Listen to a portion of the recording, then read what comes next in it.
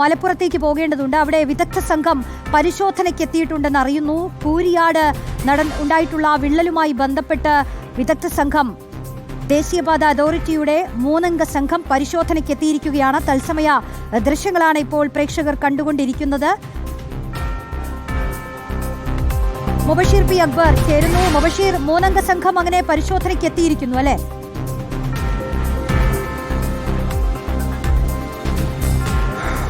അതെ റോഷ്നി, അല്പസമയം മുമ്പാണ് വിദഗ്ധ സംഘം 3 പേരടങ്ങുന്ന വിദഗ്ധ സംഘം ഈ കൂരിയാട് ഭാഗത്തേക്ക് എത്തിച്ചേർന്നത്. ഇപ്പോൾ അപകടം സംഭവിച്ച മേഖലയിൽ വിശദമായ ഒരു പരിശോധന നടത്തിക്കൊണ്ടിരിക്കുകയാണ്.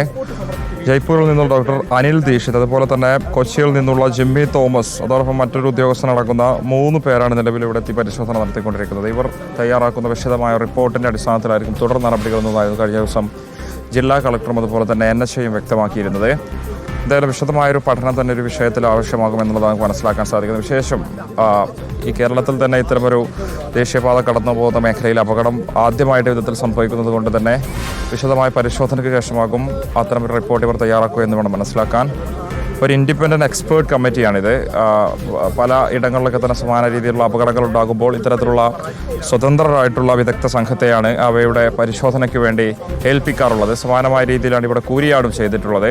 ആ സംഘം അല്പസമയം പണിയൊരു മേഖലയിലേക്ക് എത്തിച്ചേർന്നിരിക്കുന്നത്. എന്തായാലും നാട്ടുകാരൊക്കെ തന്നെ ഒരു ഭാഗത്തേക്ക് ഇവിടെ തടിച്ചുകൂടിയിട്ടുണ്ട്. സ്വാഭാവികമായിട്ടും അവർക്കും ചിലത് ഇവരോട് പറയാനുണ്ടാകുമെന്ന് വേണം മനസ്സിലാക്കാൻ. വിശേഷം ഈ പാതയുടെ നിർമ്മാണം നടത്തുന്ന സമയത്ത് തന്നെ നാട്ടുകാർ പറഞ്ഞതാണ് ഈ ഒരു മേഖലയിലൂടെ ഫ്ലൈ ഓവർ ആവശ്യമാണ്, അല്ലാത്ത പക്ഷം കഴിഞ്ഞ ദിവസം ഉണ്ടായതിന് സമാനമായ രീതിയിലുള്ള അപകടങ്ങൾ ഇവിടെ ഉണ്ടാകുമെന്ന് പറഞ്ഞതായിരുന്നു. അതിനിടയിലാണ് കഴിഞ്ഞ ദിവസം ദേശീയപാതയുടെ ഒരു ഭാഗം തന്നെ പൂർണ്ണമായും മണ്ണിടിഞ്ഞുകൊണ്ട് ഇവിടെ വലിയൊരു അപകടമുണ്ടായിരുന്നത്. ഇപ്പോൾ ഈ മേഖലയിലെ സമരസമിതിയിൽ ഒരാൾ ഈ എക്സ്പേർട്ട് കമ്മിറ്റി ഉദ്യോഗസ്ഥരോട് സംസാരിക്കുന്ന കാഴ്ചയാണ് നമ്മൾ കണ്ടുകൊണ്ടിരിക്കുന്നത്. ഈ ഭാഗത്ത് നിന്ന്, അതായത് ഇപ്പോൾ ഉദ്യോഗസ്ഥർ നിൽക്കുന്ന ഒരു ഭാഗത്തു നിന്നായിരുന്നു മണ്ണിടിച്ചിലുണ്ടായിരുന്നത്. തൊട്ടു താഴെ സർവീസ് റോഡിലൂടെ കടന്നു പോകുന്ന വാഹനങ്ങൾക്കും ഇതേയായിരുന്നു ഇടിഞ്ഞു വീണിരുന്നത്. നമ്മളത് കണ്ടതാണ്. തലനാരിഴയ്ക്കാണ് ആളുകൾ ഈ ഒരു അപകടത്തിൽ നിന്നും രക്ഷപ്പെട്ടിരുന്നത്. വലിയ പ്രതിഷേധം അതിനെ തുടർന്ന് ഈ ഒരു മേഖലയിലുണ്ടായിരുന്നു. ഇന്ന് രാവിലെ എക്സ്പേർട്ട് കമ്മിറ്റി ഒരു മേഖലയിൽ സന്ദർശനം നടത്തുന്നതിന് മുൻപ് തന്നെ നിർമ്മാണം പുനരാരംഭിക്കാൻ കരാർ കമ്പനി ജീവനക്കാർ ശ്രമിച്ച ഘട്ടത്തിൽ നാട്ടുകാർ പ്രതിഷേധവുമായി എത്തിയിരുന്നു. അവർ ചൂണ്ടിക്കാണിച്ചിരുന്നത് സ്വാഭാവികമായിട്ടും വിദഗ്ധ സംഘം ഇവിടെ പരിശോധന നടത്തുന്നതിന് മുൻപ് അറ്റകുറ്റപ്പണികൾ ആരംഭിച്ചാൽ അത് തെളിവുകൾ നശിപ്പിക്കപ്പെടും. അപ്പോൾ സ്വാഭാവികമായിട്ട് എങ്ങനെയാണ് ഒരു അപകടം സംഭവിച്ചത് കണ്ടെത്താൻ സാധിക്കില്ല. അതുകൊണ്ട് തന്നെ വിശദമായൊരു പരിശോധന നടക്കട്ടെ, അതുമായി ബന്ധപ്പെട്ട റിപ്പോർട്ട് തയ്യാറാക്കട്ടെ, അതിനുശേഷം NHAയും അതുപോലെ തന്നെ ജില്ലാ ഭരണകൂടമൊക്കെ തന്നെ നടപടി സ്വീകരിക്കട്ടെ, എന്നിട്ടാകാം നിർമ്മാണം പുനരാരംഭിക്കാം എന്നുള്ളതായിരുന്നു നാട്ടുകാർ പറഞ്ഞിരുന്നത്. എന്തായാലും അതിന് തൊട്ട് പിന്നാലെയാണ് ഇപ്പോൾ ഉദ്യോഗസ്ഥർ ഈ ഒരു മേഖലയിലേക്ക് എത്തിച്ചേർന്നിരിക്കുന്നത്. നാട്ടുകാർ അവരുടെ ആശങ്കയൊക്കെ തന്നെ സ്വാഭാവികമായിട്ട് ഇവരുമായിട്ട് പങ്കുവച്ചേക്കും. ശേഷം ഫ്ലൈ ഓവർ ഈ ഒരു മേഖലയിൽ വേണമെന്നൊരാവശ്യം ശക്തമായി ഉയരുന്നൊരു പശ്ചാത്തലത്തിൽ ഈ ഒരു സംഭവം ഉണ്ടായതിന് തൊട്ടു പിന്നാലെ നാട്ടുകാർ പ്രതിഷേധം ഉയർത്തി കേട്ടതിൽ അവർ പറഞ്ഞിരുന്നത് ഫ്ലൈ ഓവർ നിർമ്മിച്ചാൽ ഈ ഒരു അപകടം ഒഴിവാക്കാമായിരുന്നു എന്നുള്ളതാണ്. ശേഷം വയൽ പോലെയുള്ള പ്രദേശമാണ്, അവിടെയൊക്കെ തന്നെ മണ്ണിട്ട് ഉയർത്തിയെടുത്ത ഒരു പാതയായതുകൊണ്ട് തന്നെ അപകടമുണ്ടാകാനുള്ള സാധ്യത ഏറെയാണെന്ന് നേരത്തെ തന്നെ പറഞ്ഞതുമാണ്. അപ്പോൾ സ്വാഭാവികമായിട്ടും അത് തിരിച്ചറിഞ്ഞുകൊണ്ടുള്ള നടപടി ഈ പറയപ്പെടുന്ന ഉദ്യോഗസ്ഥരിൽ നിന്നും ഉണ്ടാകണമെന്ന അധികൃതർ തന്നെ ആവശ്യപ്പെട്ടതായിരുന്നു. അത് പ്രകാരം തന്നെയാണ് നാട്ടുകാർ വലിയ പ്രതിഷേധത്തിലേക്ക് കടന്നിരുന്നത്. ഇന്നിപ്പോൾ രാവിലെ പ്രതിഷേധം നടത്തിയ സമയത്തും സമാനമായ രീതിയിൽ ആവശ്യം നാട്ടുകാർ ഉന്നയിച്ചു എന്നുള്ളതാണ്. ഇപ്പോൾ ദൃശ്യങ്ങൾ കണ്ടുകൊണ്ടിരിക്കുന്നത് അപകടം സംഭവിച്ച ഈ കൂരിയാട് ഭാഗത്തെ ദേശീയപാതയുടെ മുകൾ ഭാഗത്ത് ഉദ്യോഗസ്ഥർ പരിശോധന നടത്തുന്നതാണ്. അവർ കാര്യങ്ങളൊക്കെ തന്നെ സംസാരിക്കുന്നുണ്ട്. സ്വാഭാവികമായിട്ട് ഈ റിപ്പോർട്ട് NHAയ്ക്ക് കൈമാറുകയായിരിക്കും ചെയ്യുക എന്നുള്ളതാണ്. ശേഷം ഈ ഒരു വിഷയത്തിൽ കേന്ദ്ര മന്ത്രി നിതിൻ ഗഡ്കരിയുടെ ഒരു പ്രതികരണം, അതായത് ഇടപെടൽ കൂടി ഉണ്ടായ പശ്ചാത്തലത്തിൽ ലോക്സഭാ MP കൂടിയായിട്ടുള്ള ET മുഹമ്മദ് ബഷീർ ഇത് രാവിലെയോടുകൂടി ഒരു വിഷയം ഉന്നയിച്ചുകൊണ്ട് നിതിൻ ഗഡ്കരിയെ നേരിട്ട് കണ്ട വിഷയം പറഞ്ഞിരുന്നു.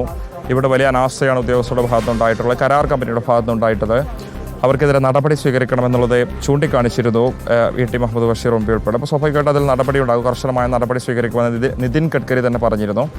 അപ്പോൾ ഈ റിപ്പോർട്ടിനുൾപ്പെടെ അതിൽ പരിശോധിച്ചതിന് ശേഷമായിരിക്കും സർക്കാർ തലത്തിൽ നിന്നുൾപ്പെടെ നടപടി ഉണ്ടാകുക എന്ന് വേണം മനസ്സിലാക്കാൻ. ഇപ്പോൾ ഏറെക്കുറെ പരിശോധനയുടെ പ്രധാനപ്പെട്ട സമയത്തിലേക്ക് അടുത്തിരിക്കുന്നു. ഉദ്യോഗസ്ഥർ കാര്യങ്ങളൊക്കെ തന്നെ ചോദിച്ച് മനസ്സിലാക്കുകയാണ്. വിശേഷം ഇവിടെ സമരസമിതിയുടെ ആളുകളൊക്കെ തന്നെ ഒരു ഭാഗത്ത് തമ്പടിച്ചിട്ടുണ്ട്. അവർ ഇനി പ്രതിഷേധവുമായി വരുമോ എന്നുള്ളതാണ് നോക്കിക്കാണേണ്ടത്.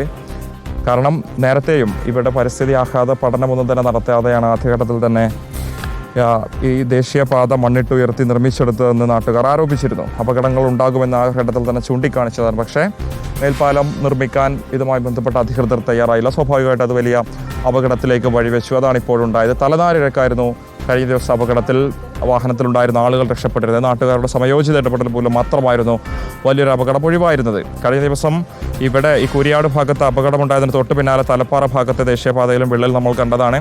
ഇന്നിപ്പോൾ മമ്മാലി പടി എന്ന് പറയുന്ന എടരിക്കോടിനടുത്തുള്ള പ്രദേശങ്ങളിലൊക്കെ തന്നെ ഈ വിധത്തിൽ വിള്ളലുകൾ നമ്മൾ കണ്ടിട്ടുള്ളതാണ്. അപ്പോൾ സമാനമായി പലയിടങ്ങളിലും ഇനി വിള്ളലുകൾ രൂപപ്പെടാനുള്ള സാധ്യത തന്നെയാണ് നാട്ടുകാർ ചൂണ്ടിക്കാണിക്കുന്നത്. അപ്പോൾ സ്വാഭാവികമായിട്ടും ഉയർത്തുന്ന ഒരു ചോദ്യം, എങ്ങനെയാണ് ഒരു മേഖലയിൽ കാരണം മഴയാണെന്നാണല്ലോ ഈ ദേശീയപാത അതോറിറ്റിയുടെ പ്രാഥമിക വാദം. അപ്പോൾ ആ വാദത്തിന് എത്രത്തോളം ബലമുണ്ട് എന്നതിൽ കൂടി ഇപ്പോൾ വന്നിരിക്കുന്ന സംഘത്തിന്റെ പരിശോധനയ്ക്ക് ശേഷമുള്ള റിപ്പോർട്ടിലൂടെ ഒരു വ്യക്തത വരും അല്ലേ മുബഷീർ?